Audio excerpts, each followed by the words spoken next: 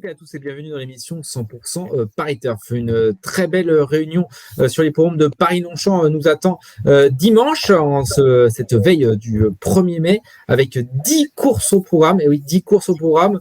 Il y aura le premier groupe 1 de la saison, le prix Gannet, ainsi que des groupes 3, le prix Allez France et le prix de Barbeville. Et pour étudier cette magnifique réunion, j'ai deux experts, deux pronostiqueurs vedettes de Paris Turf.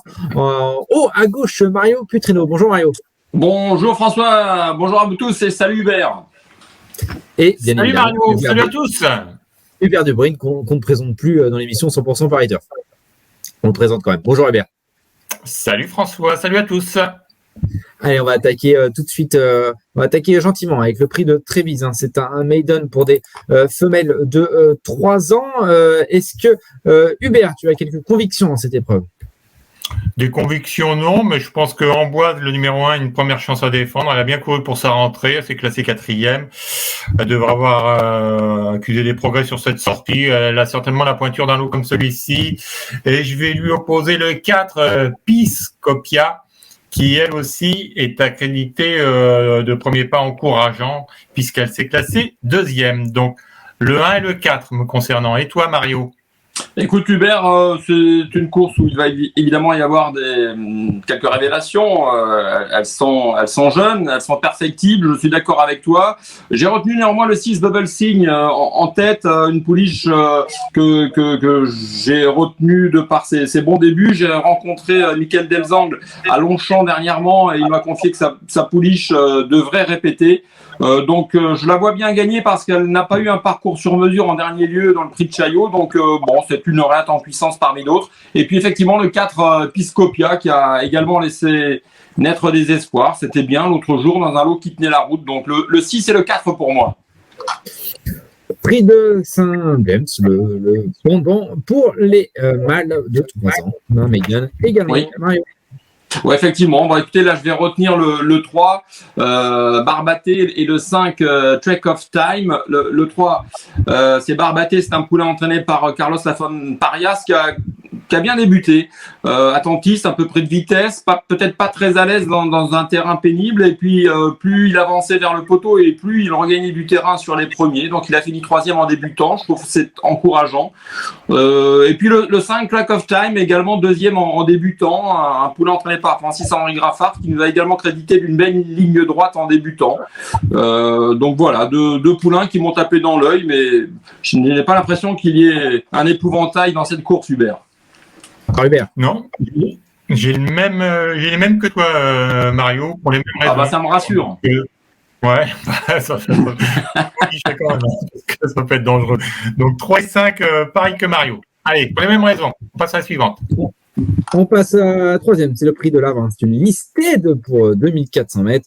Et pour préciser, Fabrice Véron, le jockey du numéro 2, Carburan, a pris son joker pour ce poulain. Est-ce que, Hubert, tu l'as mis dans ta sélection? Non, je ne l'ai pas retenu. Je pense que c'est compliqué, même si le cheval actuellement est en plein boom et n'a manifestement jamais été aussi performant. Je lui ai préféré le 5 Winter Pudding, qui m'a bien plu le jour de sa rentrée. Tout comme d'ailleurs le 6 Comte d'Escarbagnas. C'est 2 chevaux qui, à mon avis, ont la qualité nécessaire pour remporter une épreuve de ce genre. Donc 5 et 6. Ouais, non, écoutez, 6 partants et 6 chevaux capables de gagner, sincèrement. On a vu des courses de ref qui leur donnent à chacun une chance. Je suis d'accord avec Hubert concernant le 5 Winter Pudding, qui a également très bien couru et son entraîneur Alessandro Botti a dit que le cheval devrait répéter, il est resté en forme. Mais néanmoins, je tente un petit coup de poker en tête avec, enfin, un coup de poker entre guillemets, le 4 Ruby Vendôme. Moi, je trouve que c'est un bon poulain. Il avait été battu par le bon Rashford à Deauville dernièrement, et puis il a tout de suite tenté sa chance à Longchamp dans le prix Noailles, un groupe 3 où il est battu certes, mais d'assez peu. Ils ont tous fini aussi dans un mouchoir de poche. C'est un cheval qui a l'air assez dur, donc voilà, je tente un petit coup en le plaçant en tête. Et derrière, on peut faire des champs parce qu'ils ont tous une chance. Mais en conclusion, je retiens le 4 et le 5. On passe à la quatrième, c'est le grand handicap du printemps. Handicap pour des chevaux d'âge, c'est le tiercé quarté quinté plus, le top 5 du jour. Mario, tu auras remarqué que le numéro 7, Amboise, est un homonyme de la première épreuve. Est-ce que tu l'as mis dans ta sélection? Je l'ai placé en tête tout simplement, François. Voilà. Écoutez, c'est un grand handicap. Attention, 70 000 euros d'allocation, ça veut dire que certains entraîneurs ont préparé ça minutieusement. Et puis finalement, on a de bons de bons chevaux, d'âge, entre autres, qui se retrouvent avec des valeurs hautes, mais avec un poids raisonnable, dirons-nous. Et pour revenir à Amboise, elle a beaucoup de fraîcheur. Une course de rentrée qui a certainement dû lui faire du bien. François Roux n'est pas négatif. Au contraire, dans nos rubriques interview, Christophe Soumillon, certes un numéro à l'extérieur, mais une pouliche qui est loin d'avoir montré l'étendue de ses possibilités. Donc à 56,5 kg, je l'envisage pour une bonne place. Et puis le 15, Lorenzo Di Medici, en bas de tableau, 53,5 kg, un cheval dur, Michael Barzalona. Alessandro Botti m'a dit que le cheval avait été soigné puisqu'il avait des douleurs au pied et qu'il était revenu en pleine forme et que c'était vraiment très intéressant de le voir arriver dans ce quintet en pleine forme, à 53,5. Hubert? La course est ouverte, donc j'ai deux chevaux qui sont totalement différents de ceux de Mario, mais je respecte le choix de mon ami Mario, c'est un choix qui tient la route. J'aime bien le 17 Dorian, qui a réussi son examen de passage dans les handicaps en se classant 3e, et je vais racheter le 11 Gaïdar, qui n'a pas montré son vrai visage la dernière fois, où il n'a pu faire mieux que 8e. Donc 17 et 11. On aurait pu en mettre d'autres. La course est très ouverte, attention. Je crois qu'il y aura autant d'avis que de personnes.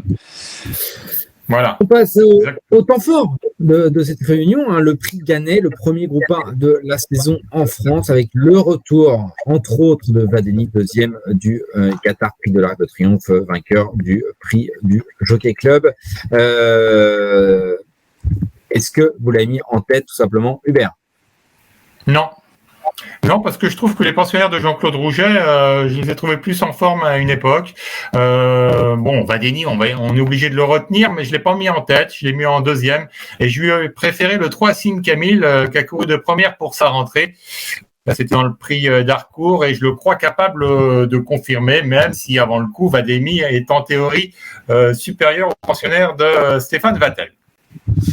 Oui, non, c'est vrai. Hubert a raison de pointer que Vadeni, évidemment, va effectuer son retour et que les chevaux entraînés par Jean-Claude Rouget ont pour certains peut-être déçus, d'autres non. Mais bon, j'ai quand même retenu en tête Vadeni puisqu'il rentre directement dans le prix Gannet.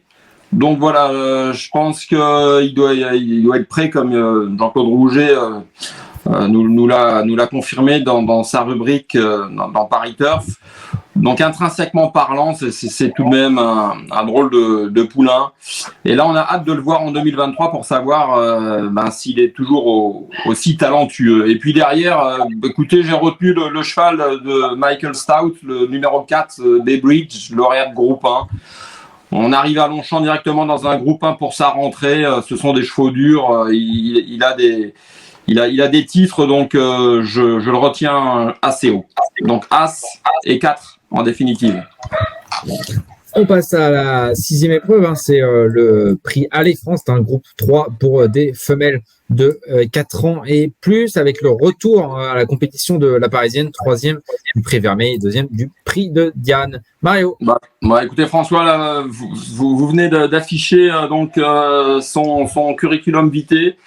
Moi, je pense que voilà, on est quand même resté un petit peu sur notre faim là concernant l'année dernière, en dépit de sa remarquable 2e place dans le Diane.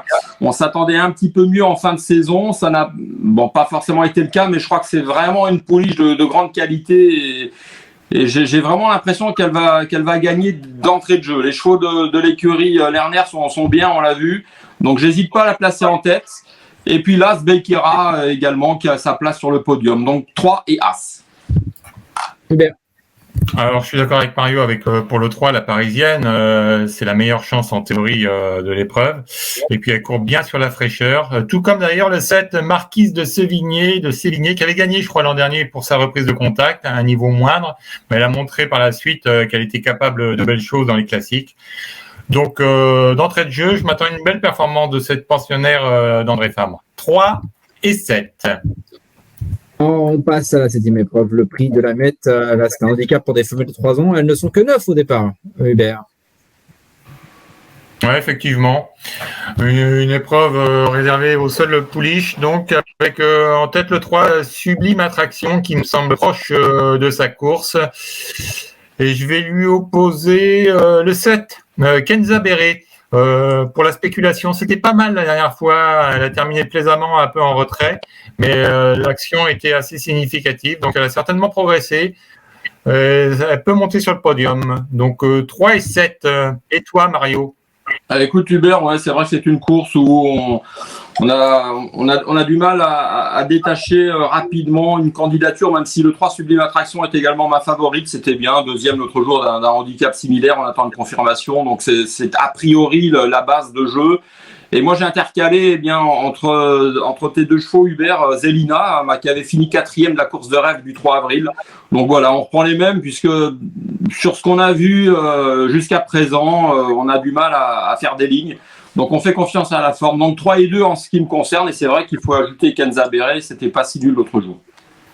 On passe à la 8e, c'est le prix de Barbe-Ville. C'est un groupe 3 pour des chevaux d'âge à distance 3100 mètres, donc une distance. Est-ce que, Mario, tu as fait confiance au numéro 9, Saubert, non partant à Dubaï, alors qu'il aurait eu une bonne chance, je pense.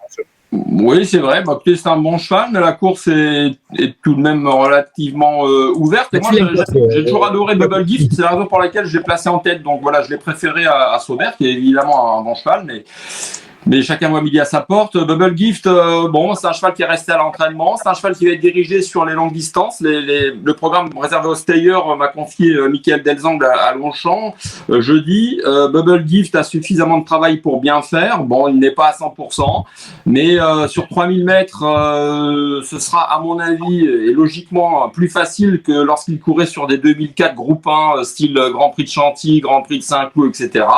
Donc voilà, si le cheval a suffisamment de tenue pour réussir sur 3 km, je pense qu'il va faire mal cette année. En tout cas, c'est l'objectif de l'entourage. Donc le 7 Bubble Gift, et puis je continue à faire confiance au brave The Goodman, le numéro 5. Il a gagné la première préparatoire, il est en super forme, les lignes ont répété, donc j'y crois. Donc 7 et 5. Bien.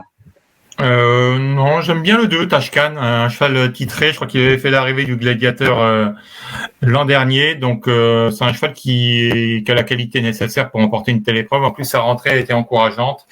On effectue le déplacement certainement avec des ambitions du côté de son entourage. Donc, le 2, Tashkan, et puis je vais mettre le 9, Saubert. Tu en as parlé, François. C'est un cheval qui a déjà prouvé sa compétitivité dans ce style de rendez-vous. Et ici, il faut lui accorder du crédit, même si, comme l'a dit Mario, le 7 Bubble Gift a également une bonne chance. Pascal, c'était 3e du cadran, Hubert. On n'est pas loin. J'avais dit quoi? John Ney. J'ai dit quoi? Gladiateur.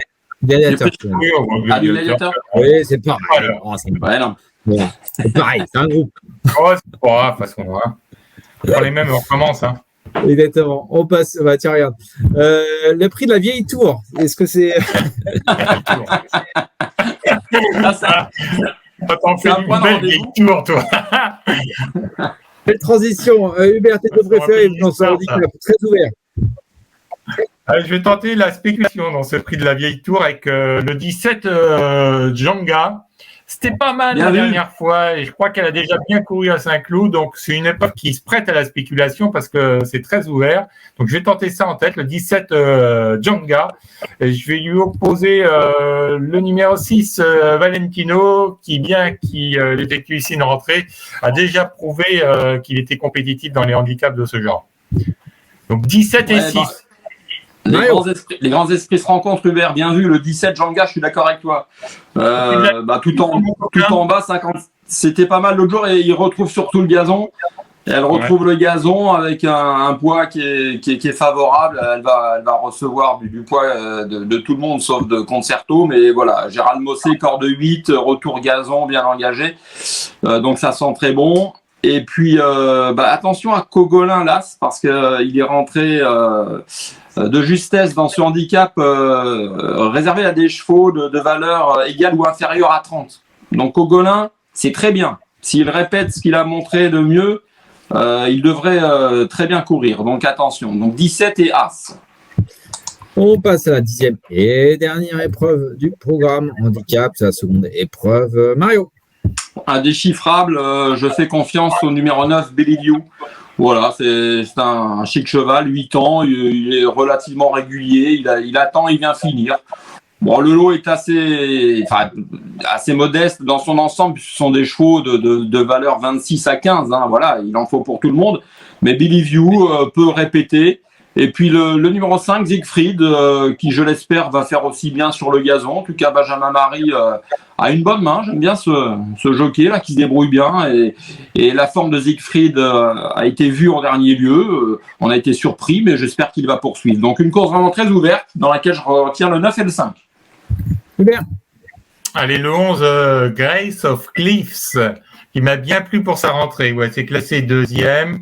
Et ensuite, je me méfie du 4 Silver Samba, un cheval qui n'a une pouliche qui n'a certainement pas trop de marge dans le genre de course. Maintenant, on a mis Maxime Guillon et ça quand même, ça retient l'attention parce que Maxime Guillon, il avait monté déjà Bellevue. Là, on le voit sur Silver Samba, donc il estime peut-être, je dis bien peut-être, qu'il a une meilleure chance avec Silver Samba. Donc, me concernant, le 11 et le 4.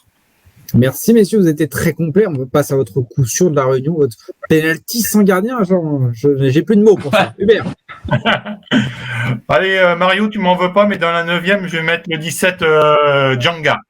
Ah bah super, je suis d'accord avec toi. Et avant ça, je vais commencer un report avec la Parisienne. Donc je crois que c'était la des France, c'est la 6e, c'est ça? Ouais. Donc le 603, la Parisienne, voilà, pouliche de classe. Je crois qu'on va vraiment vouloir s'appliquer pour qu'elle montre son vrai visage d'entrée de jeu à Longchamp. Si ça se passe bien, c'est un but.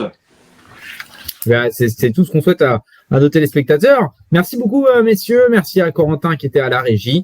Puis on se retrouve la semaine prochaine pour un nouveau numéro de 100% Paris Turf. Bon week-end du 1er mai à tous. Bye bye. Et vite du travail. Merci à vous d'avoir suivi cette vidéo. Alors pour vous abonner à notre chaîne YouTube, c'est ici. Et pour suivre encore plus de vidéos Paris Turf, c'est de ce côté.